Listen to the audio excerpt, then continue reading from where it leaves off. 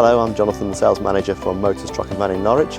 We're here at the Academy today to present a eVito Tourer, which Helen has won as a prize in the Easter raffle. So I'm now going to hand the keys over to her.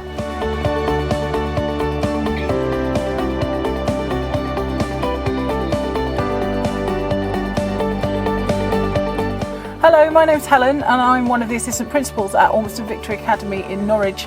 I'm absolutely thrilled that I entered a staff raffle which was raising money for our students who are running in the Greenpower Kit Car project, and I won it, and I've won this incredible vehicle for the weekend.